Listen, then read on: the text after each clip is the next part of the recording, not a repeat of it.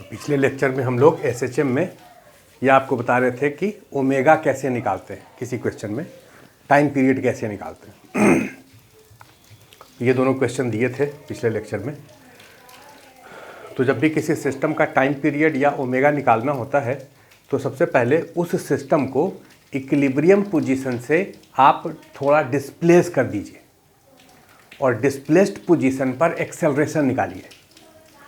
वो एक्सेलरेशन अगर डिस्प्लेसमेंट के प्रोपोर्शनल अपोजिटली डायरेक्टेड है तो मोशन एसएचएम होगा। तो वहाँ से जो कांस्टेंट है वो ओमेगा स्क्वायर हो जाएगा और टाइम पीरियड 2π/ओमेगा हो जाएगा। जैसे इस क्वेश्चन में इसका टाइम पीरियड निकालना है तो ये जो ब्लॉक है, इस ब्लॉक का ये इक्विलिब्रियम पोजीशन है। This is equilibrium. इस पोजीशन पर ये स्प्रिंग कुछ इलोंगेटेड होगा, थोड़ा बहुत। वो इलोंगेशन हम x0 मान लेते हैं। Let initial elongation at equilibrium is x0। तो x0 इलोंगेशन होगा, इसका मतलब इसके एंड पर यहाँ पर टेंशन कितना होगा, kx0। अगर कोई स्प्रिंग x0 से इलोंगेटेड होता है तो उसके एंड पर टेंशन होता है kx0, और जितना टेंशन यहाँ होगा उतना ही टेंशन इस पूरे स्ट्रिंग में यहाँ तक होगा। इस ब्लॉक का एफवीडी बनाएंगे तो mg नीचे लगेगा और स्ट्रिंग फोर्स, ये जो टेंशन है ये ऊपर लगेगा और टेंशन का वैल्यू होगा kx0। इक्विलिब्रियम पोजीशन पर kx0 is equal to mg। इसको हम लोग कहेंगे इक्विलिब्रियम कंडीशन। क्या कहेंगे? Equilibrium condition. अब इस इक्विलिब्रियम पोजीशन से इसको आप थोड़ा सा डिस्प्लेस करिए। डिस्प्लेस ऊपर या नीचे किधर भी कर सकते हैं। इसको अगर हम थोड़ा सा डिस्प्लेस करें,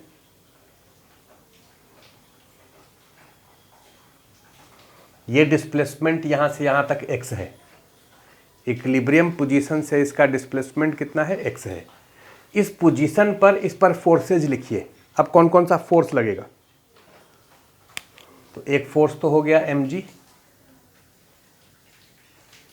और ऊपर के तरफ फोर्स होगा, ये जो धागा है, ये धागा यहाँ से नीचे आया होगा, ये वाला पॉइंट x से नीचे आया होगा, तो ये स्प्रिंग भी x से इलोंगेट हुआ होगा। फिर से शुरू में तो x0 था ही, उसके बाद इलोंगेशन x हुआ होगा फिर से।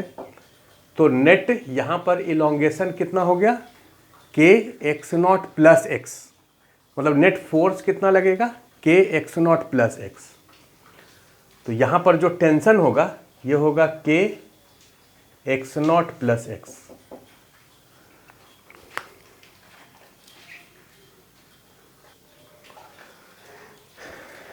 इधर kx0 प्लस x ऊपर के तरफ लग रहा है और mg नीचे के तरफ लग रहा है। अब जिधर आप डिस्प्लेस किए हैं उसी डायरेक्शन में एक्सेलरेशन a मान लीजिए। आप डिस्प्लेस नीचे किए हैं तो नीचे के तरफ एक्सेलरेशन a मान लीजिए। अब इक्वेशन लिखिए नीचे के तरफ। इस पर force equation, laws of motion में जैसे पढ़े हैं फोर्स इक्वेशन, एफवीडी आप इसका बना लिए। नीचे के तरफ नेट फोर्स होगा mg minus kx0 plus x is equal to ma।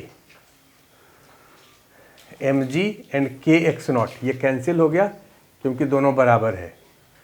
Minus kx is equal to ma, a is equal to minus k/m into x। Acceleration proportional to displacement oppositely directed, मतलब motion SHM होगा। ये omega square हो गया, omega square k/m, omega k/m under root, time period 2πm/k। लेकिन आगे से आप equilibrium condition नहीं लिखेंगे, क्योंकि जब आप इसको डिस्प्लेस कर रहे हैं तो ये mg इक्विलिब्रियम पर भी लग रहा था, mg अब भी लग रहा है। जो कांस्टेंट फोर्सेज है उसको लिखने का ज़रूरत नहीं है। आगे से आप क्या करेंगे कि जब कोई सिस्टम इक्विलिब्रियम पर है तो वहाँ से डिस्प्लेस करिए, और डिस्प्लेस करने में जो एक्स्ट्रा फोर्स लगा है डिस्प्लेस जब आप किए हैं तो जो एक्स्ट्रा फोर्स लगा है उस एक्स्ट्रा फोर्स को मास इंटू एक्सेलरेशन के बराबर कर दीजिए, क्योंकि यहाँ पर भी के एक्स नॉट है और यहाँ एम जी है, ये दोनों तो बैलेंस कर रहा है। जब इसको नीचे लाए हैं तो एम जी भी लग रहा है, के एक्स नॉट भी लग रहा है, वो तो पहले वाला फोर्स है, कांस्टेंट फोर्स है। एक्स्ट्रा फोर्स कितना लगा, आगे से हम लोग क्या करेंगे, extra force is equal to mass into acceleration. अब यहां से एक्सेलरेशन आप निकाल लीजिए, extra force divided by mass. जैसे इसको जब आप यहां से यहां लाए तो यहां से यहां लाए तो x से इसको डिस्प्लेस किए, इसमें इलोंगेशन x एक्स्ट्रा हुआ, यहां पर टेंशन kx एक्स्ट्रा हुआ, इस स्ट्रिंग में टेंशन kx एक्स्ट्रा हुआ, किधर, ऊपर की तरफ। तो नीचे की तरफ एक्स्ट्रा फोर्स कितना लगेगा, minus kx, mass into acceleration, acceleration minus k by M into X, omega square इतना हो गया, time period 2 pi M by K अंदर।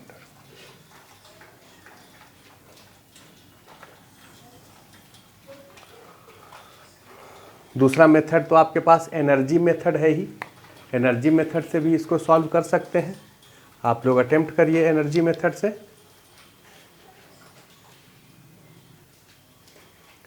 एनर्जी मेथड में हम लोग क्या करते हैं कि इक्विलिब्रियम पोजीशन से इसको डिस्प्लेस किए और इस डिस्प्लेस्ड पोजीशन पर इसका वेलोसिटी v मान लिए, डिस्प्लेस्ड पोजीशन पर इसका वेलोसिटी v मान लिए। अब इस पोजीशन पर इस पूरे सिस्टम का टोटल एनर्जी लिखेंगे। तो टोटल एनर्जी क्या होगा, यहाँ पर kinetic energy half mv² plus यहाँ पर ग्रेविटेशनल पोटेंशियल एनर्जी, रेफरेंस हम इसी इक्विलिब्रियम को मान लेते हैं, x डिस्प्लेस किए हैं तो माइनस mgx, रेफरेंस से जब नीचे आता है तो ग्रेविटेशनल पोटेंशियल एनर्जी नेगेटिव होता है, और इस स्प्रिंग का energy half k, total elongation इसका है x0 प्लस x का स्क्वायर। तो इस पूरे सिस्टम का टोटल एनर्जी ये हो गया। अब ये टोटल एनर्जी SHM में कांस्टेंट होता है, तो इसको कांस्टेंट कर दीजिए और डिफरेंशिएट कर दीजिए। डिफरेंशिएट क्यों कर रहे हैं, क्योंकि वेलोसिटी का डिफरेंशिएशन एक्सेलरेशन होता है और हम लोगों को एक्सेलरेशन ही निकालना है। तो इसको डिफरेंशिएट कर दीजिए तो 0 हो गया, इसका होगा हाफ m v² का 2v dv बाई dt, इसका हो गया minus mg dx by dt, और इसका हो गया k बाई 2, इसका differentiation 2x plus x0 into dx by dt, dx by dt और ये v ये कॉमन होकर के 0 से डिवाइड होकर कैंसिल हो गया, यहाँ पर ये 2 और 2 कैंसिल हो गया, तो बचा कितना m dv बाई dt, यहाँ माइनस mg, 2 से 2 कैंसिल, kx प्लस kx0, ये mg और kx0 कैंसिल हो गया, इसको इस तरफ ले आइए तो हो जाएगा m dv by dt is minus kx। तो dv बाई dt का मतलब acceleration k by m into x, k by m omega square हो गया, टाइम पीरियड निकल जाएगा।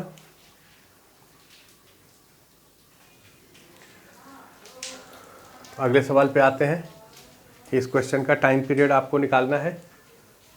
ये मासलेस पुली है, ये स्ट्रिंग है, ये स्प्रिंग है, और इसका टाइम पीरियड आपको निकालना है। अब हम इसका इक्विलिब्रियम कंडीशन नहीं लिखे, अंडरस्टूड है कि ये जो ब्लॉक है ये इक्विलिब्रियम पर है, ये इसका मीन पोजीशन है। इस मीन पोजीशन से इसको आप थोड़ा सा डिस्प्लेस करिए, ये डिस्प्लेस करिए, कितने से, x से। तो जब आप इसको x से डिस्प्लेस करेंगे तो एक्स्ट्रा फोर्स कितना लगेगा ये पता करिए। एक्स्ट्रा फोर्स भाई यहाँ पर तो इसका mg लग ही रहा था और यहाँ पर इसमें कुछ टेंशन होगा तो वो टेंशन भी लग रहा था। एक्स्ट्रा फोर्स कितना लगेगा ये पता कैसे करें? तो अगर इसको x से हम नीचे डिस्प्लेस किए हैं तो ये वाला जो पुल्ली है ये पुल्ली तो x/2 से नीचे आया होगा। बोलो, ये पुल्ली यहाँ से कितने से नीचे आया होगा? x/2 से। अगर ये पुल्ली x/2 से नीचे आया है तो ये जो स्प्रिंग है इसमें इलोंगेशन कितना हुआ है? पहले कुछ इलोंगेशन रहा होगा इसमें, उस इलोंगेशन को हम कंसीडर नहीं कर रहे हैं, वो तो कांस्टेंट फोर्स है। इस पुल्ली के x नीचे आने से इस स्प्रिंग में इलोंगेशन हुआ कितना? x/2। सॉरी, इसके x नीचे आने से ये x/2 से नीचे आया, इसमें इलोंगेशन हुआ x/2। तो यहाँ पर कितना एक्स्ट्रा टेंशन डेवलप हुआ? kx/2। अब यहाँ पर टेंशन अगर kx/2 है तो इस वाले धागा में टेंशन कितना डेवलप होगा? इससे आधा। इसमें जितना टेंशन होता है इसमें टेंशन आधा होता है, तो इसमें टेंशन कितना डेवलप होगा? kx/4। यानी यहाँ पर ये जो धागा है वो यहाँ पर कनेक्टेड है, तो इधर के तरफ कितना एक्स्ट्रा फोर्स लगाया? आंसर होगा kx/4। अब ऊपर के तरफ एक्स्ट्रा फोर्स kx/4 है तो नीचे के तरफ एक्स्ट्रा फोर्स कितना होगा? -kx/4 equal to mass into acceleration. Extra force proportional to mass into acceleration, यह आपको करना था। तो एक्सेलरेशन हो जाएगा kx/4m। ये वाला टर्म हो गया ओमेगा स्क्वायर, तो ओमेगा हो गया k/4m का under root, time period 2π4m/k का अंडर रूट। ये आंसर हो गया। फिर से इसी सवाल को समझा रहे हैं। ये तो सबसे छोटा मेथड है, तुरंत बनाने के लिए आगे से आप ऐसे ही सॉल्व करेंगे, लेकिन अभी समझना ज़्यादा ज़रूरी है। हो सकता है कुछ लोगों को समझ ना आया हो, तो जिनको समझ नहीं आया है उसके लिए अगेन फिर से एक बार सेम सिस्टम को यहाँ पर लिए हैं। ये है मीन पोजीशन, ये वाला पोजीशन है मीन पोजीशन या इक्विलिब्रियम पोजीशन। इस पोजीशन पर इसका वेट mg नीचे लगेगा और यहाँ पर फोर्स ऊपर लगेगा। इसमें कितना टेंशन होगा? तो भाई शुरू में इसका कुछ इलोंगेशन अभी रहा होगा ना जी, ये स्प्रिंग नेचुरल लेंथ पर तो नहीं होगा, तो अभी इलोंगेशन हम x0 मान लेते हैं शुरू में। तो यहाँ पर टेंशन कितना होगा? kx0। स्प्रिंग के इंड पर टेंशन कितना होगा? kx0। अब यहाँ पर जितना टेंशन है, अब ये वाला जो पॉइंट है इस पर टेंशन किधर होगा? ऊपर होगा। तो यहाँ इस वाले धागे में और इस वाले धागे में टेंशन नीचे होगा। पुल्ली का जब FBD बनाते हैं तो नेट फोर्स पुल्ली पर 0 होता है, तो ऊपर जितना फोर्स है ये और ये दोनों का सम होगा, तो ये कितना होगा? kx0/2, ये भी kx0/2। तो ये वाला फोर्स हो गया kx0/2। इक्विलिब्रियम कंडीशन अगर तुमसे पूछें तो क्या लिखोगे? kx0/2 equal to mg। ये इक्विलिब्रियम कंडीशन हो गया, दिस इज इक्विलिब्रियम कंडीशन। अब इस पोजीशन से इसको आप डिस्प्लेस करिए। इस पोजीशन से इसको अगर हम x डिस्प्लेस कर दें नीचे, तो x डिस्प्लेस करके अब फोर्सेस को लिखो। कौन कौन सा फोर्स होगा? तो इसका वेट mg नीचे। अब इसको अगर x डिस्प्लेस किए हैं तो ये पुल्ली कितना से नीचे आएगा? x/2 से। ये बात तो सबको समझ आ गया होगा, ये तो आपको लॉज ऑफ मोशन में पढ़ाए थे कांस्टेंट रिलेशन में। ये पुल्ली x/2 से नीचे आएगा। जिसको समझ नहीं आया है यहाँ देखो, ये पुल्ली है,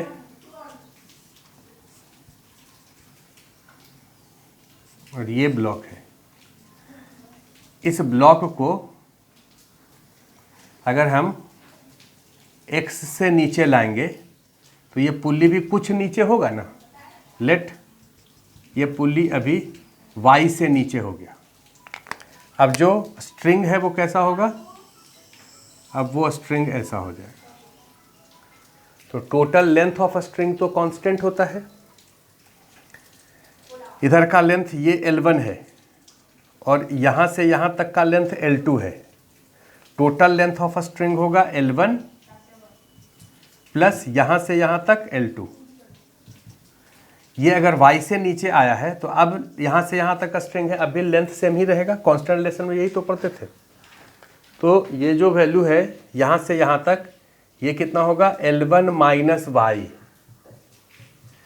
और पहले यहाँ से यहाँ तक L2 था, इसमें से y घटा दीजिए, L2 minus Y plus X, L2 minus Y plus x.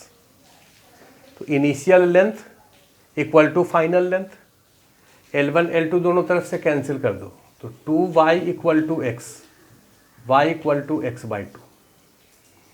ये कितना नीचे आएगा x बाई टू। हालांकि ये तो डायरेक्ट आप कर सकते हैं भाई, आप तो लॉज ऑफ मोशन पढ़ चुके हैं, इसलिए ये पुल्ली अगर 1 मीटर नीचे आया है, 1 मीटर, तो इधर 1 मीटर और इधर 1 मीटर, दोनों तरफ 1-1 मीटर घट जाएगा। इसका मतलब इसको 2 मीटर नीचे आना चाहिए। ये पुल्ली जितना से नीचे आया है, ये ब्लॉक उसके डबल से नीचे आएगा। तो ब्लॉक अगर x से नीचे आया है तो पुल्ली को x बाई 2 से नीचे आना चाहिए। तो ठीक है, ये अगर x से नीचे आया है तो ये पुल्ली x बाई 2 से नीचे आया। अब ये x बाई 2 से अगर नीचे आया तो यहाँ पर का टेंशन कितना होगा, अब टेंशन कितना होगा, तो कहोगे सर के एक्स नॉट तो पहले से था plus K X by to, के एक्स बाई टू फिर से, क्योंकि नेट इसका elongation x not plus x by to होगा। तो अब टेंशन यहां पर इतना होगा। इसमें कितना टेंशन होगा, तो कहोगे इसका आधा। इसमें टेंशन हो जाएगा के X naught by two plus K X by four. अब ये टेंशन हो गया। जब इक्विलिब्रियम पर था तो इतना टेंशन था, एक्स से नीचे किए हैं तो इतना टेंशन है। मतलब इस पोजीशन पर ऊपर के तरफ जो फोर्स लगेगा ये होगा के X naught by two plus K X by four. अब x से इसको नीचे लाए हैं तो नीचे की तरफ एक्सेलरेशन a है, नेट फोर्स नीचे की तरफ लिख दीजिए mg minus K X naught by two plus K X by four equal to M A. नीचे की तरफ net force equal to mass into acceleration. अब इक्विलिब्रियम पोजीशन पर mg कितने के बराबर है, के एक्स नॉट बाई टू का, तो ये कैंसिल हो गया, minus K X by four equal to M A. इसी को डायरेक्ट हम यहाँ लिखे थे कि एक्स्ट्रा फोर्स कितना डेवलप हुआ। जब इसको यहाँ से यहाँ लाए हैं तो x से नीचे आया, ये x बाई टू से नीचे आया, यहाँ एक्स्ट्रा फोर्स के एक्स बाई टू हुआ, यहाँ पर एक्स्ट्रा फोर्स के एक्स बाई फोर होगा, तो इस ब्लॉक पर एक्स्ट्रा फोर्स के एक्स बाई फोर लगेगा। तो ब्लॉक का एक्सेलरेशन कितना होगा, तो ऐसे आप डायरेक्ट कर सकते हैं। ये दो क्वेश्चन आपके लिए है। इसमें से सब पुल्ली जो है वो आइडियल है, ब्लॉक का मास सेम, स्प्रिंग का स्प्रिंग कांस्टेंट के, इसमें भी सेम। आपको इसका और इसका टाइम पीरियड ऑफ ऑसिलेशन निकालना है। इसको आप पहले कैलकुलेट करिए, उसके बाद फिर आगे वीडियो देखिएगा। तो चलिए इस क्वेश्चन को सॉल्व करते हैं। इस क्वेश्चन में ये ब्लॉक का इक्विलिब्रियम पोजीशन है। इस इक्विलिब्रियम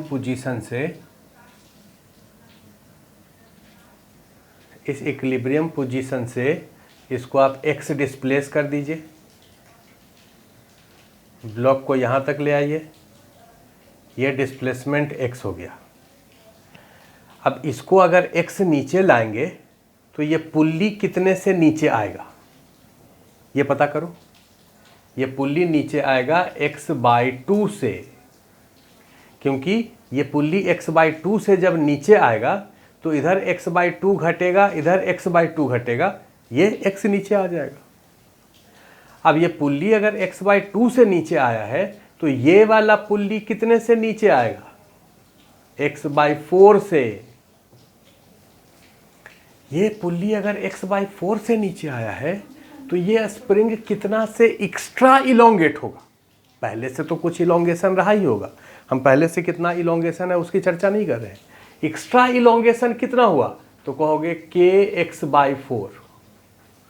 तो यहाँ पर ये जो स्प्रिंग है उसके एंड पर एक्स्ट्रा टेंशन कितना हुआ तो कहोगे kx/4। ये x/4 इलोंगेट हुआ तो फोर्स होगा kx/4, तो ये फोर्स टेंशन होगा kx/4। अब इसमें अगर kx/4 एक्स्ट्रा टेंशन है तो इस वाले स्ट्रिंग में, ये जो स्ट्रिंग है इसमें एक्स्ट्रा टेंशन कितना होगा kx/8, इसका जितना एक्स्ट्रा है उसका आधा। और इस वाले स्ट्रिंग में, अब यहाँ पर kx/8 है तो यहाँ पर भी kx/8 है, ये स्ट्रिंग के सब जगह kx/8 है, तो यहाँ पर एक्स्ट्रा टेंशन कितना हुआ kx/8। तो इस वाले स्ट्रिंग में एक्स्ट्रा टेंशन कितना होगा, इस वाले में kx/16। इसका मतलब यहाँ पर एक्स्ट्रा फोर्स ऊपर कितना लगेगा kx/16।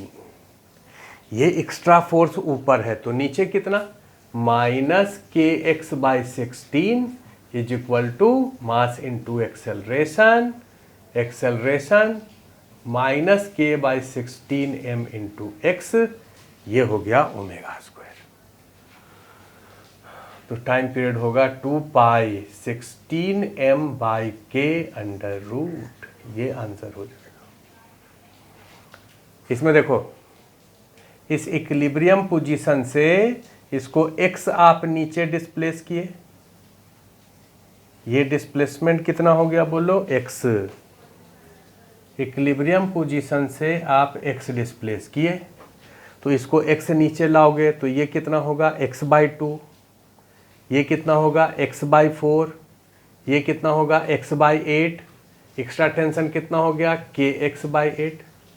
तो यहाँ अगर kx/8 है तो यहाँ kx/16, यहाँ kx/32, यहाँ kx/64, ये एक्स्ट्रा टेंशन हो गया। तो इस एक्स्ट्रा टेंशन के कारण एक्सेलरेशन कितना होगा kx/64 equal to mass into acceleration, minus sign तो आप समझते ही हैं। तो एक्सेलरेशन हो जाएगा k/64 m इंटू एक्स,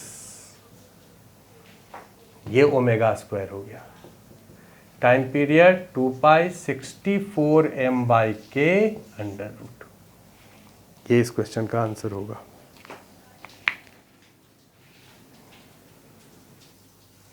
तो ये वाला क्वेश्चन होमवर्क है, इस क्वेश्चन को अगले क्लास में डिस्कस करेंगे। तो आप लोगों को दिख ही रहा होगा, 2 स्प्रिंग है, एक ब्लॉक है और टाइम पीरियड ऑफ ऑसिलेशन निकालना है। तो ये क्वेश्चन आपको दिया गया है, दिख रहा होगा। ये 2 स्प्रिंग है जिसका स्प्रिंग कांस्टेंट K1 और K2 है। ये जो ब्लॉक है ये इक्विलिब्रियम पोजीशन में है अभी, और इसी पॉइंट को ओरिजिन मानना है, इस डायरेक्शन को पॉजिटिव मानना है। ये क्वेश्चन में लिखा गया है this direction is positive and this is origin, equilibrium position is origin. At t=0 this block is given velocity v0 in this direction. t=0 पर ब्लॉक इस डायरेक्शन में प्रोजेक्ट किया गया है। तो right equation of SHM, equation of SHM का equation क्या होगा ये आपको लिखना है। तो पहले आप खुद से ट्राई कर लीजिए इस वीडियो को पॉज करके, और उसके बाद फिर इसका सलूशन आप देखिए। आप देखो जब SHM का इक्वेशन लिखना होता है और मीन पोजीशन अगर ओरिजिन है, एक बार फिर से रिकलेक्ट कर रहे हैं उन बातों को जो पहले पढ़े हैं। मीन पोजीशन अगर ओरिजिन है तो SHM का इक्वेशन क्या होता है x = a sin ωt+φ। Mean position और ओरिजिन दोनों सेम है तो इक्वेशन क्या होगा x = a sin ωt+φ। आपको 3 कांस्टेंट निकालना है, एक है a, दूसरा है ओमेगा, तीसरा है फाई। ए कैसे निकालते हैं पहले ये देखो। ए का मतलब मीन पोजीशन से मैक्सिमम डिस्प्लेसमेंट कितना होगा। तो यहाँ पर वेलोसिटी अगर v0 दिए हैं इधर के तरफ, तो जैसे जैसे ये आगे आएगा इसका वेलोसिटी घटेगा, और जब एक्सट्रीम पोजीशन पर पहुँच जाएगा, ये सपोज करो एक्सट्रीम पोजीशन है, तो यहाँ पर जब पहुँच जाएगा तो ये डिस्प्लेसमेंट कितना हुआ इसको एम्पलीट्यूड कहेंगे। एक्सट्रीम पोजीशन पर इसका वेलोसिटी कितना होगा, 0 होगा। तो इस पोजीशन और इस पोजीशन पर एनर्जी तो पूरे सिस्टम का कंजर्व रहेगा। एसएचएम में हमेशा एनर्जी कंजर्व रहता है। तो यहाँ पर का एनर्जी लिखो और यहाँ पर का एनर्जी लिखो, दोनों को बराबर कर दो। यहाँ पर का एनर्जी कितना, यहाँ पर का energy half mv0² kinetic energy, और ये दोनों स्प्रिंग तो अपने नेचुरल लेंथ पर था, तो उसका पोटेंशियल एनर्जी तो 0 होगा। इस पोजीशन पर काइनेटिक एनर्जी कितना, 0। पोटेंशियल एनर्जी इसका half k1a² plus half k2a²। चूँकि ये a से कॉम्प्रेस हुआ है तो हाफ k1a², और ये a से इलोंगेट हुआ है तो हाफ k2a²। तो काइनेटिक एनर्जी पोटेंशियल एनर्जी को बराबर कर देंगे, हाफ कैंसिल हो जाएगा, k1 plus k2 into a² equal to mv0²। a हो गया m by k1 plus k2 under root into v0। Omega कितना होगा, ओमेगा, तो ओमेगा कैसे निकालते हैं, आप इसको यहाँ से डिस्प्लेस करिए और उस डिस्प्लेस्ड पोजीशन पर एक्सेलरेशन निकालिए। सपोज करो आप यहाँ से प्रोजेक्ट किए थे, तो किसी टाइम पर ये ब्लॉक यहाँ है, t इक्वल टू 0 पर ब्लॉक यहाँ था, t टाइम के बाद ब्लॉक यहाँ है, ये डिस्प्लेसमेंट सपोज करो x है। तो इस समय इस पर एक्स्ट्रा फोर्स कितना लगा, इक्विलिब्रियम पर जो फोर्स लग रहा था उसको नहीं लिखना है, उसके अलावा कितना फोर्स लगा। तो आप कहोगे देखो इक्विलिब्रियम पर तो नॉर्मल था और mg था, केवल 2 ही फोर्स था। इसको अगर x से डिस्प्लेस किए हैं तो नॉर्मल और mg तो लगेगा ही, वो तो बैलेंस रहेगा। ये वाला जो स्प्रिंग है वो इधर फोर्स लगाएगा k2 इंटू x, और ये वाला स्प्रिंग भी इधर ही फोर्स लगाएगा k1 इंटू x, क्योंकि ये वाला स्प्रिंग कॉम्प्रेस हुआ है तो कॉम्प्रेशन के अपोजिट डायरेक्शन में फोर्स लगाएगा, और ये वाला स्प्रिंग इलोंगेट हुआ है तो इलोंगेशन के अपोजिट डायरेक्शन में फोर्स लगाएगा। तो नेट इधर के तरफ फोर्स कितना हो गया, k1 plus k2 into x, इधर के तरफ डिस्प्लेस इधर किए थे तो इधर कितना होगा, minus of this. Net force is equal to mass into acceleration. तो एक्सेलरेशन हो गया k1 plus k2 by m into X, ये ओमेगा स्क्वायर हो गया। तो ओमेगा होगा k1 plus k2 by m का अंडर रूट। ए और ओमेगा पता चल गया, फाई कितना होगा भैया। तो अब फाई तो तुमको याद है कि अगर मीन पोजीशन से शुरू होता है, फाई किस पर डिपेंड करता है कि पार्टिकल कहाँ से स्टार्ट किया है और किस डायरेक्शन में स्टार्ट किया है। तो मीन पोजीशन से इधर के तरफ स्टार्ट करता पॉजिटिव एक्स डायरेक्शन में तो इनिशियल फेज 0 होता, नेगेटिव एक्स डायरेक्शन में शुरू किया है तो इनिशियल फेज पाई होगा। इसका मतलब फाई का वैल्यू हो गया पाई। तो तीनों वैल्यू आ गया, आप उसमें वहाँ पर रख दीजिए। अच्छा एक चीज़ और, ये जो आप 2 लाइन में इसको निकाले, 1 लाइन में भी इसको निकाल सकते थे। कैसे निकालते, तो ये मीन पोजीशन पर वेलोसिटी, मीन पोजीशन पर वेलोसिटी कितना होता है, ये देखो, ये जो हम लोग इसको एनर्जी मेथड से निकाले उसको 1 लाइन में ऐसे निकाल सकते थे। मीन पोजीशन पर वेलोसिटी v0 दिया हुआ है, और मीन पोजीशन पर वेलोसिटी का फॉर्मूला होता है ओमेगा इंटू ए, होता है ना जी। तो ए कितना हो जाएगा, v0 by omega, v0 by omega m by k1 plus k2 का अंडर रूट। ये देखिए ए ओमेगा फाई पता चल गया, इक्वेशन लिख दीजिए। तो हम लोग ये क्वेश्चन डिस्कस करने जा रहे हैं, इस क्वेश्चन को अपने कॉपी पर लिख लीजिए। इस वाले स्प्रिंग का नाम ए है, इस वाले स्प्रिंग का नाम ए है। और ये तीनों स्प्रिंग एक फ्रिक्शनलेस सरफेस पर रखा है। ये वाइट बोर्ड को आप हॉरिजॉन्टल कर लीजिए, ये पूरा सिस्टम हॉरिजॉन्टल प्लेन में है और ये वाइट बोर्ड जो है ये फ्रिक्शनलेस है। और इस वाले ब्लॉक को क्वेश्चन में लिखा है कि इसको आप ए के एलोंग डिस्प्लेस करिए। ए के एलोंग या तो इधर या इधर। ये जो ए स्प्रिंग है उसका लाइन ये है, तो इस डायरेक्शन में इसको डिस्प्लेस करिए। तो डिस्प्लेस करेंगे तो ये ऑसिलेट करेगा इस हॉरिजॉन्टल सरफेस पर, ये ऐसे ऐसे ऑसिलेट करेगा। तो इसके ऑसिलेशन का टाइम पीरियड क्या होगा ये निकालना।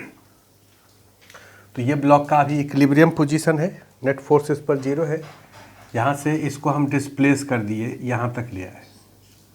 Let this displacement is x, ये डिस्प्लेसमेंट x है। इस पोजीशन पर ये जो स्प्रिंग है ये तो कॉम्प्रेस हुआ है x से, तो इधर के तरफ फोर्स kx लगाएगा। ये वाला स्प्रिंग इलोंगेट होगा, ये स्प्रिंग भी इलोंगेट होगा। इस डायग्राम में ये स्प्रिंग को हम एक धागा से ऐसे दिखा रहे हैं।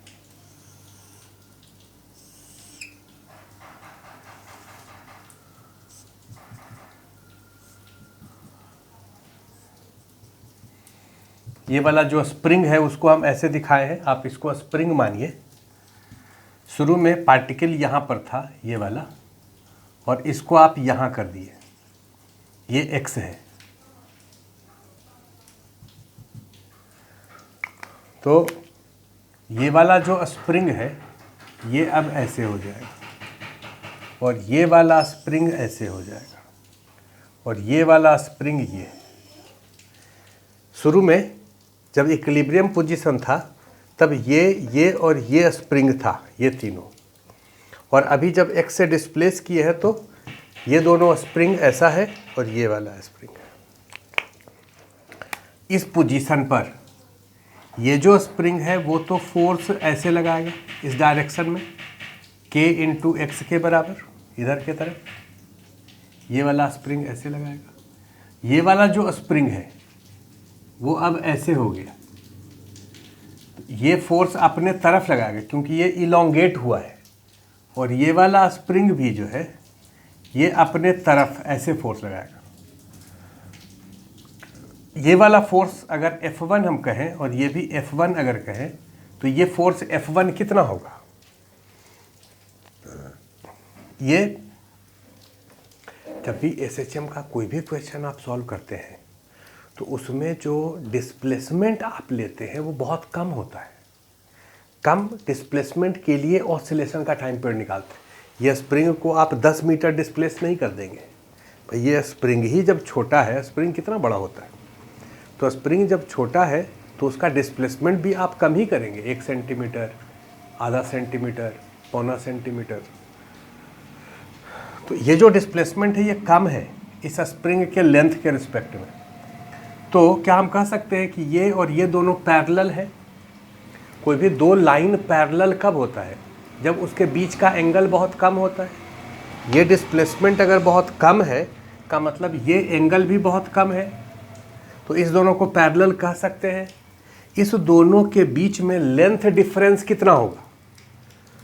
कोई भी दो पैरेलल लाइन अगर है, जैसे एक ये लाइन है और दूसरा ये लाइन है, ये दोनों पैरेलल लाइन है जिसका एक एंड जो है वो एक ही जगह पर है और दूसरा एंड यहाँ है, इसका यहाँ है।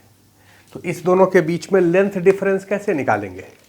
जो छोटा वाला लाइन है उससे बड़े वाले लाइन पर परपेंडिकुलर डालेंगे, तो ये और ये दोनों बराबर हो गया, लेंथ डिफरेंस इतने के बराबर होगा। वैसे ही अगर कोई दो लाइन ऐसे है, ये दो लाइन है, ये दोनों लाइन को पैरेलल आप कहेंगे क्योंकि ये एंगल टेंडिंग टू 0 है। अब हम कहें कि इस दोनों के बीच में लेंथ डिफरेंस कितना होगा, तो आप कहोगे छोटे वाले लाइन से बड़े वाले लाइन पर परपेंडिकुलर डाल दीजिए। ये और ये बराबर हो गया, लेंथ डिफरेंस ये हो जाएगा यहाँ से यहाँ तक। इस दोनों के बीच में लेंथ डिफरेंस निकालना है तो छोटा वाला लाइन ये, बड़ा वाला लाइन ये, छोटे वाले लाइन से बड़े वाले लाइन पर परपेंडिकुलर डाल दीजिए। ये परपेंडिकुलर है तो लेंथ डिफरेंस इतना होगा। ये लेंथ कितना हो जाएगा? तो भाई ये एंगल तो 45 डिग्री है, ये वाला 45 डिग्री है, और ये दोनों पैरेलल है, तो ये एंगल भी कितना होगा? 45 डिग्री। इसको आप बहुत कम से डिस्प्लेस किए हैं तो ये एंगल जो है वो ऑलमोस्ट सेम ही रहेगा। तो इस एंगल को भी हम लोग क्या कहेंगे? 45 डिग्री। ये अगर x है तो ये लेंथ यहाँ से यहाँ तक, ये कितना हो गया? x cos 45 डिग्री, मतलब x/√2। ये जो स्प्रिंग है वो जब इस पोजीशन से इस पोजीशन पर आया है तो इतना इलोंगेशन हुआ है उसका। क्या हुआ है? इलोंगेशन। तो ये वाला फोर्स कितना होगा? K into elongation. उसी तरह से ये वाला फोर्स भी कितना होगा? K into elongation. इस वाले ब्लॉक पर कौन कौन सा फोर्स लग रहा है? ये वाला स्प्रिंग फोर्स इधर लगा रहा है Kx, और ये इधर लगा रहा है। आप इसको इधर डिस्प्लेस किए हैं, नेट फोर्स अपोजिट डायरेक्शन में कितना है? जिधर डिस्प्लेस किया उसके अपोजिट डायरेक्शन में ही रीस्टोरिंग फोर्स होगा। एसएचएम तो तभी होता है जब आप डिस्प्लेस करते हैं तो रीस्टोरिंग फोर्स लगता है। रीस्टोरिंग नाम से क्लियर है। रीस्टोरिंग का मतलब ऐसा फोर्स जो उसको फिर से अपने पोजीशन पर स्टोर कर दे। तो रीस्टोरिंग फोर्स कितना होगा? तो आप कहोगे सर ये फोर्स है और इसका इधर कंपोनेंट, इसका इधर कंपोनेंट ले लीजिए। नेट फोर्स इस डायरेक्शन में होगा, F1 का इधर कंपोनेंट F1 cos 45, इस F1 का भी F1 cos 45 plus Kx। Net इधर के तरफ फोर्स, तो इधर के तरफ इसका माइनस हो जाएगा, equal to mass into acceleration. Direction तो आपको समझ आ ही गया। मैग्नीट्यूड निकाल रहे हैं कि एक्सेलरेशन का मैग्नीट्यूड कितना होगा। 2 F1 के जगह पर Kx/√2 cos 45 1/√2 प्लस Kx।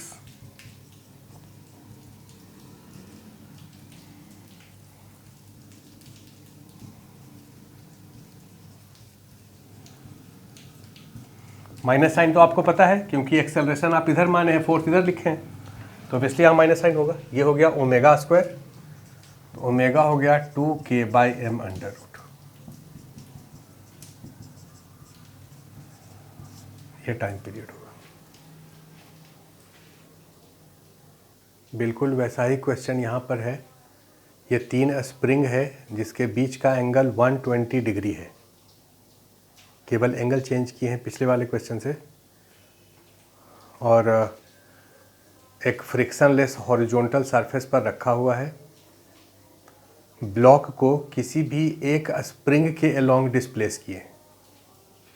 ये जो ब्लॉक है इसको आप किसी भी एक स्प्रिंग के अलोंग डिस्प्लेस किए, या तो इधर कर दीजिए या इधर कर दीजिए या इधर कर दीजिए, और डिस्प्लेस करने के बाद छोड़ दिए हैं तो ये ऑसिलेट करेगा। इसका टाइम पीरियड ऑफ ऑसिलेशन कितना होगा? इस क्वेश्चन को आप लोग अटेम्प्ट करिए। तो चलिए इस क्वेश्चन को सॉल्व कर लेते हैं। इस वाले ब्लॉक को इसके अलोंग x से डिस्प्लेस किए। इस तीनों स्प्रिंग को स्ट्रिंग जैसा दिखाए हैं, x से डिस्प्लेस करेंगे। ये एंगल 60 डिग्री है, ये भी 60 डिग्री होगा क्योंकि ये दोनों पैरेलल है। तो यहाँ से परपेंडिकुलर जब इस पर डालेंगे तो ये लेंथ कितना हो जाएगा?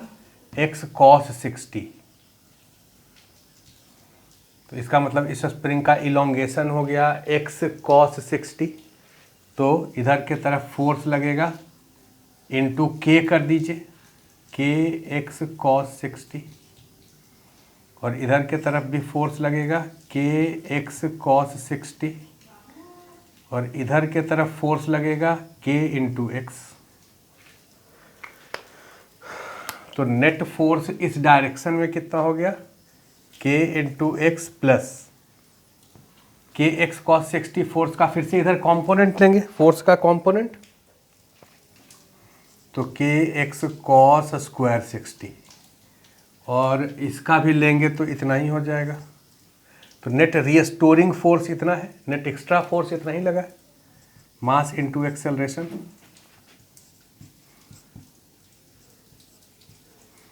cos 60 होता है कितना? 1/2, तो ये हो गया 1/4।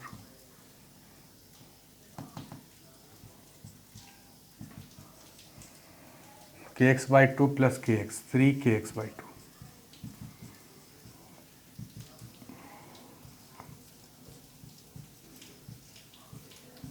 ये ओमेगा स्क्वायर हो गया।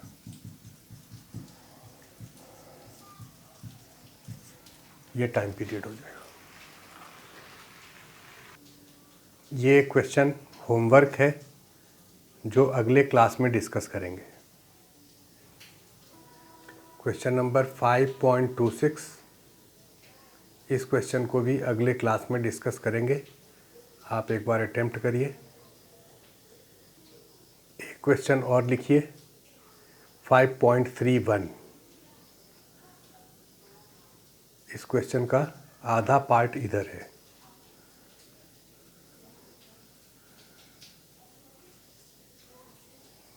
ये पूरा क्वेश्चन लिख करके इसको कंप्लीट करिए। बढ़िया सवाल है। इसको भी डिस्कस करेंगे अगले क्लास में।